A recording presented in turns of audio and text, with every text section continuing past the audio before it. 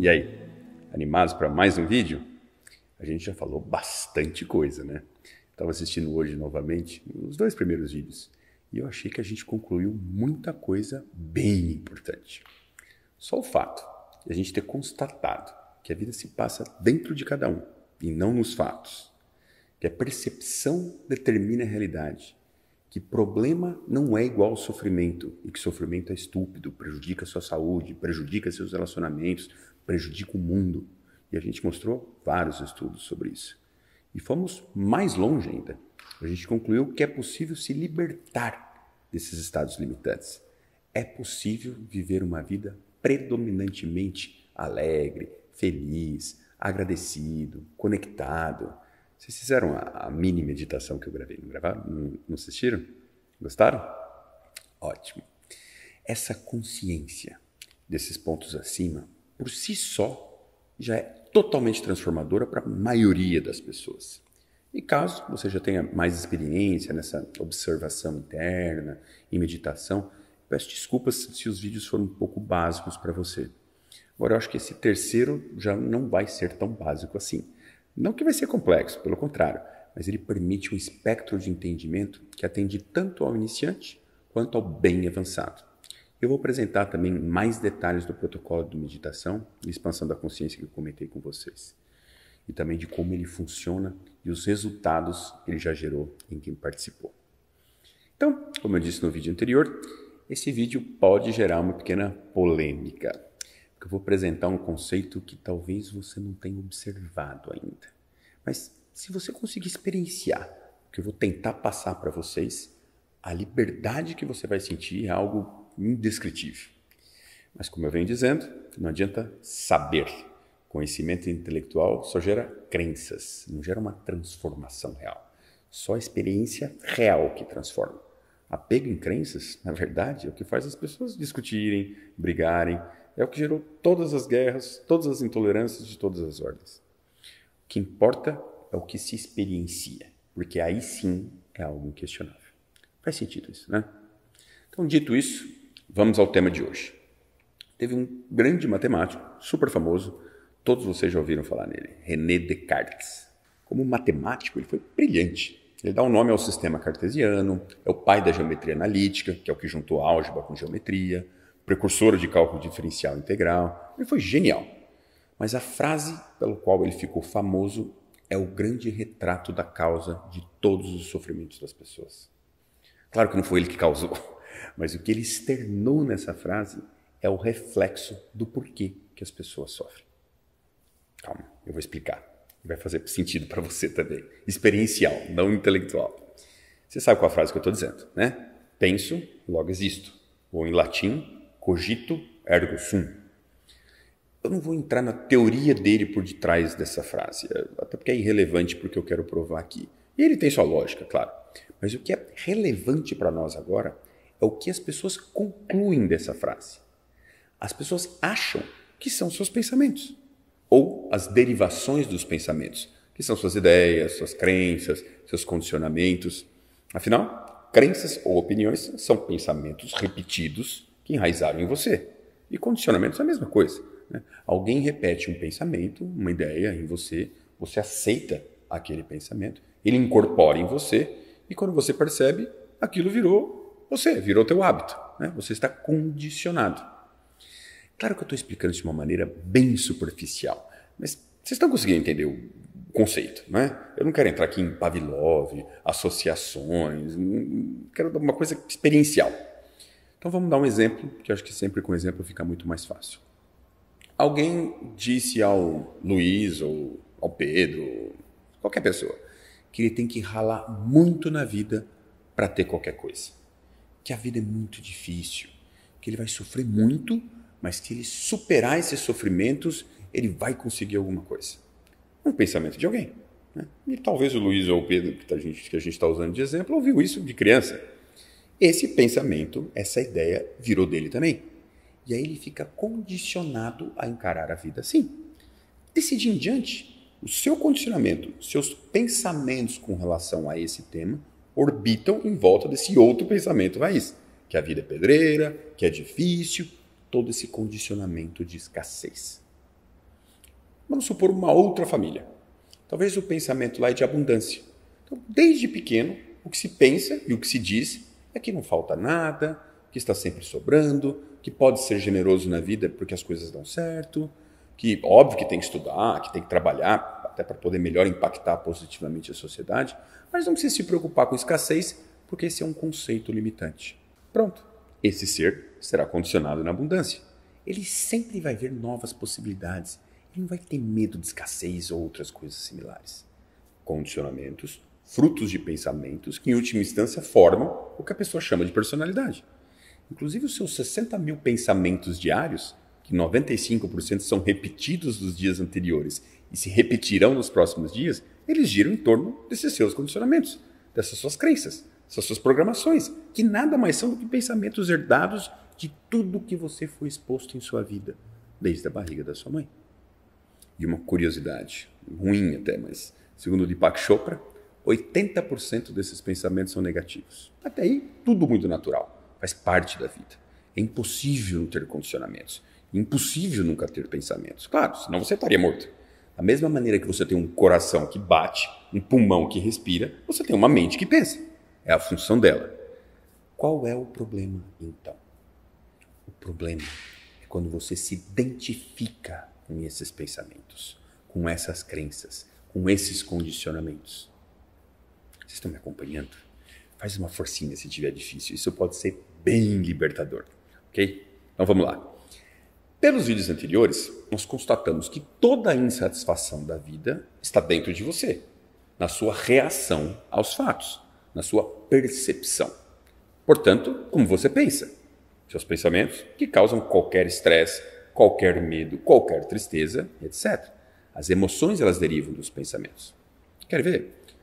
Vamos experienciar, que é sempre mais fácil que tentar entender intelectualmente. Vamos pegar uma emoção clássica, raiva. Todos já sentiram, né? O que acontece em sua mente? Como é que é essa tua experiência de raiva?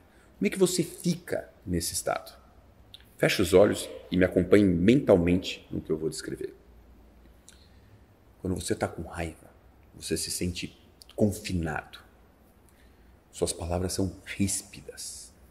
Você não se importa com o que os outros estão sentindo ou precisando. Você só se foca em você. Você perde oportunidades, relacionamentos, grandes momentos. Tudo porque você não consegue se libertar. Suas percepções são exageradas. Você radicaliza. Você fica se recontando a si mesmo o que aconteceu no passado. Você culpa. Você busca pela sua justiça. Você fica num diálogo interior imaginário com as pessoas envolvidas, ressimulando as situações. Você fica obcecado com você mesmo, torturando-se. Você se afasta da sua verdade porque você se perde em se justificar, em tentar manter a sua imagem, tentar provar o quão certo você está e o outro está errado. Nesse estado de raiva, a vida é injusta, as pessoas são más. Você até tenta se policiar, mas não resolve. Você pode estar 100% correto, só que revisitar esse fato, dialogar internamente com ele, culpar, sofrer, não vai te libertar. Você está se machucando mais do que o próprio fato. Você está sendo mais mal com você mesmo que a pessoa que você está com raiva.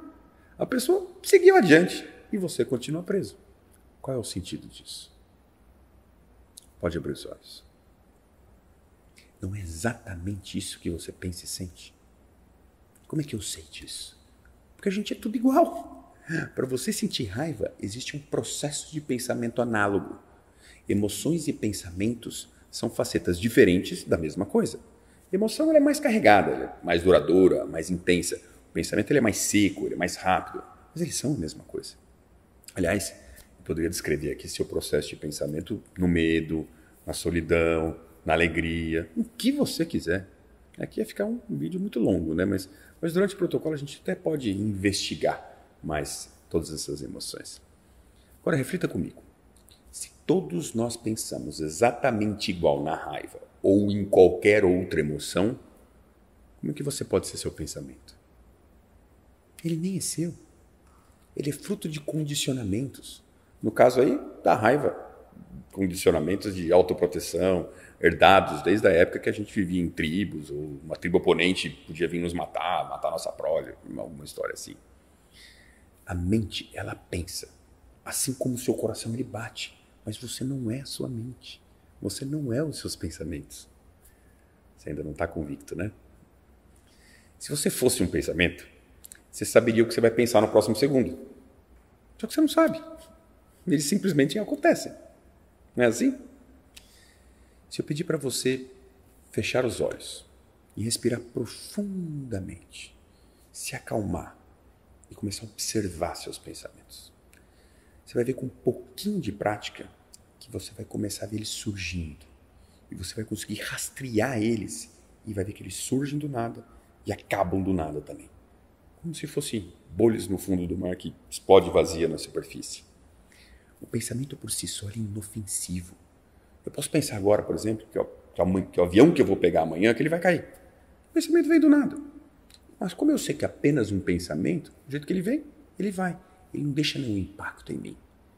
Mas se eu não sei que eu não sou o pensamento, eu posso acreditar nele. E aí eu fico preocupado. Aí meu corpo libera adrenalina, aumenta a pressão arterial, libera o cortisol, que é o hormônio do estresse, meu cérebro inibe as áreas mais inteligentes, eu fico limitado intelectualmente, meus pensamentos começam a girar em volta disso, dessa coisa de proteção primitiva. E aí eu começo a pensar, meu Deus, será que é melhor eu mudar meu voo? Se o avião cair, como é que vai ficar minha família? Meus projetos? Bem agora que eu estou lançando esse protocolo, que é um sonho de anos e anos. E aí outros pensamentos surgem, tentando combater esses pensamentos. Não vai cair não, que besteira. Mas aí volta ele em seguida. Putz, eu vou ver com aquela companhia lá que pediu recuperação judicial. Será que eles não estão fazendo a manutenção correta? Eu já li isso em algum lugar, que quando pede recuperação, a manutenção não é boa e o avião pode cair. E o que acontece? Eu deixo de viver a vida real, a vida existencial. Eu passo a viver uma vida psicológica, preso na minha mente, me torturando, sofrendo, totalmente ausente da realidade, desconectado, obcecado por mim mesmo, meu processo de pensamento. Vocês conhecem aquela piada do cara que furou o pneu num lugar meio deserto e ele foi pedir um macaco na casa de um estranho? Vocês já devem ter ouvido falar, eu conto outro dia para vocês, é meio longa, mas ela retrata exatamente isso, essa loucura do processo de pensamento. Reflete comigo. Só pode existir dois tipos de dor, de mal-estar. Ou é uma dor física, né? Ou um psicológico. Só que físico, hoje em dia, principalmente, você toma um remédio para dor, alguma coisa e passa. O real mal-estar é sempre psicológico. Até quando você tem uma dor, né? Tem uma dor, sei lá, no peito, a gente começa, ai meu Deus do céu, será que é algo sério? Será que vai piorar? Será que é melhor ir para o hospital? E se eu tiver alguma coisa mais séria? E a tortura continua. Veja como essa identificação com a mente, com o seu produto, o pensamento, é a causadora de todo o incômodo que você experiencia na vida. Assim como o coração bate, a mente pensa, é a função dela. O problema é você acreditar nos pensamentos, se identificar com eles, achar que aquilo é você e se perder nessa vida imaginária, psicológica. A única coisa real é o presente, é agora. Veja as melhores experiências da sua vida, como você estava totalmente presente. Quase que os pensamentos não existiam. E eu sei que a gente tem muitos e muitos anos de condicionamentos. E é muito difícil conseguir quebrar todas essas crenças, esses condicionamentos em 10 minutos de vídeo. Mas justamente para poder encaminhar a pessoa nesse processo de autodescoberta, de expansão da consciência e entender de fato o ser ilimitado e abundante em possibilidade que todos nós somos, que o protocolo foi montado. E o projeto do protocolo, ele teve um início no que eu identifiquei como uma necessidade de várias pessoas. Tenho vários amigos, né, que há tempos eles me perguntam, me ligam, ou me chamam para tomar um café, eles sabem que eu gosto de meditação, que eu faço curso, que eu estudo. Eles falam, Fernando, eu queria tanto começar a meditar, minha vida está tão estressada, eu estou sem prazer de viver, eu estou cansado, o que você me recomenda? E eu sempre tive muita dificuldade de recomendar algo específico, porque eu encontro tanta coisa boa em tantas práticas, em tantos movimentos, né? E eu também encontro coisas não boas, principalmente quando eles começam a ter aquele ar de seita, né? De guru. Acho que está tão em desuso isso, não sei por que eles insistem, mas Até porque, como eu já disse para vocês em algum vídeo, né? Nós somos todos iguais, é possível para todos, nós somos todos interconectados. Como é que eu posso querer me separar, dizer que eu sou mais ou que o meu método é melhor? Para mim isso não faz nenhum sentido. Mas então as pessoas me pedem e começam a fazer, poxa, o que eu faço? E eu sempre tive isso na cabeça, até que surgiu um dia uma ideia de fazer um estudo sério, profundo, experiencial, de várias e várias práticas que tem um certo consenso no meio científico que funciona. E eu quero até deixar claro já desde agora que eu sou um facilitador só. O conhecimento e as práticas, eles são das maiores mentes que passaram na humanidade, cientistas, grandes estudiosos. Eu só fui catalogando com vários mentores, inclusive, outros cientistas, pesquisadores, professores de meditação, de expansão da consciência, e a gente foi ordenando tudo isso. E o resultado ficou uma jornada definitiva para um bem-estar extraordinário. E por curiosidade, até esse nome, quem deu não foi eu, foram as próprias pessoas que experienciaram e começaram a dizer que sentiam esse bem-estar fora do comum, essa alegria sem causa, um prazer de simplesmente viver. E desse fora do comum saiu o extraordinário. Então o protocolo está totalmente sequencial, totalmente ordenado, com um método claro, toda uma progressão ao longo de 9 semanas, com práticas, com conhecimentos, com insights. Só nessa fase 1, são 20 técnicas, na verdade são 24 técnicas de meditações diferentes. Todas progressivas e com toda uma ciência por trás. Então, certamente você vai encontrar a sua. Você vai encontrar que mais vai dar efeito para você. Porque ninguém é igual a ninguém. Não existe essa história de um método é melhor que o outro. Depende da pessoa. E também depende da época, né? E eu já fui mudando de técnicas várias vezes. E talvez aí esteja uma grande falha das escolas de meditação.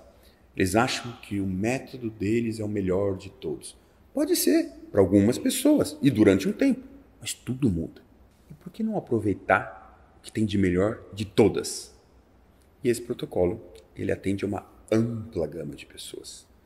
No nosso grupo piloto, a gente fez questão de selecionar meditadores experientes, que já meditam há mais de 15 anos, e também pessoas que nunca tinham meditado. A gente tinha empresário de empresas gigantescas e a gente tinha dono de casa. A gente tinha pessoas do mercado financeiro bem racional, e tinha digital influencers na área de moda, blogueiro. A gente tinha coach, palestrante renomado internacionalmente, tinha instrutores de yoga, tinha pessoas formadas em filosofia, filósofos, tinha psicólogos, tinha médicos, tinha atletas profissionais que tinham jogado em campeonatos profissionais mundiais e todos tiveram resultados fabulosos. No site você vai poder ver vários desses depoimentos. E além disso, a gente quer tratar todo esse processo, desse protocolo, com total rigor científico. Assim como a gente fez no piloto, que a gente fazia avaliações semanais da evolução de cada um, a gente compilava todos esses dados. Eu acho que até a gente mostrou alguns desses dados para você. Então nós vamos fazer exatamente a mesma coisa, óbvio, totalmente anônimo, só para a gente ter os dados qualitativos. Eu, particularmente, quero acompanhar pessoalmente, um a um, todos os resultados. E a gente está programando também um evento presencial no final das 9 semanas, que é o tempo que vai durar esse protocolo. E eu gostaria que fosse um grupo mais intimista, para que todos tenham o máximo de experiências, o máximo de interações. Então eu imagino que as vagas dessa primeira turma não devem durar muito. Se a gente abrir segunda, talvez terça ou quarta-feira já deve acabar. Vamos ver, eu vou avisando vocês. Combinado? Estão animados como eu estou? Eu não sei vocês, mas com tanta coisa que temos disponível hoje em dia, né, de vídeos, de cursos, de palestras, de métodos, de pesquisas contraditórias, opiniões tão divergentes assim, é difícil tomar uma decisão do que fazer, né? Qual método você vai seguir. Eu espero então que com esse protocolo suas buscas e suas dúvidas tenham chegado ao fim. Então, como sempre, por favor, deixem seus comentários e principalmente compartilhem esse vídeo para que outras pessoas que também estejam buscando algo diferente, que querem começar a meditar ou se aprofundar nesse mundo interior, para que elas possam ter um acesso a um caminho amplo, a um caminho científico, estudado e que tem um objetivo claro de levar esse bem-estar extraordinário. A gente até chama esse protocolo de uma jornada definitiva para um bem-estar extraordinário. Ok? Muito obrigado então, beijão para vocês, até breve.